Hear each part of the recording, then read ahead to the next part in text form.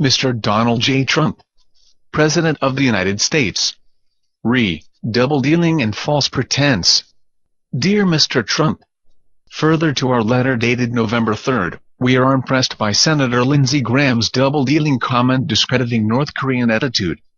We also appreciate Marco Rubio for commenting on North Korea's false pretense and propaganda against the U.S. for the nuke negotiation.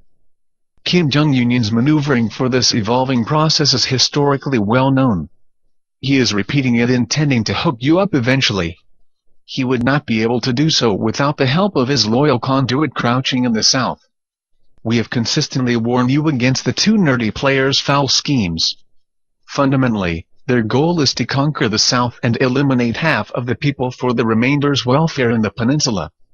We applaud Mike Pence's hardline policy stance on the nuke and economic sanctions issue.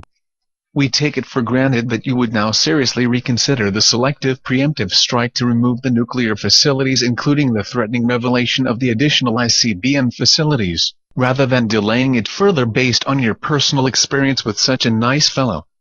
It will amply explain to the rest of the world that you have been exercising tolerance all along with a plausible gesture of a true giant.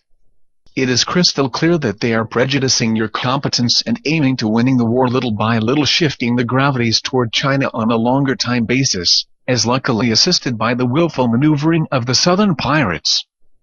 In this regard, President Park's importance cannot be overemphasized. I happen to be in the relatively convenient situation to represent her interest in the U.S. Please note that she is currently the legitimate President of the Republic of Korea as well as the President of the Provisional Government, Sovereign Korea Corporation in the U.S. In my capacity as counsel to her and to this California corporation, I submit to you our combined desire and request to gain her freedom from the unlawful custody in the hands of the bandits. I work on a pro bono basis, of course. You please help us in retrieving her from the dark valley of the death. It is a matter directly related to your prevention of the unfair catastrophe of losing Indo-Pacific foothold. Without her, South Koreans will collapse for one thing. For another, your government intelligence predicts death toll of the largest in history on the peninsula within a moment of your release of attention. You are that important to the 85 million Koreans. You would decapacitate the southern belligerents first and foremost. People in the South are indoctrinated or intoxicated, more precisely beyond imagination, and are still sleeping in inertia. We would not refuse another U.S. trusteeship of 1945-48. However, we guarantee you that President Park will bring together the patriots of the South to recover and defend the sovereignty of the Republic of Korea. There would be no more anti-American rallies and you will have very little to take care, then. Opportunity is more than ripe. It became a matter of critical urgency.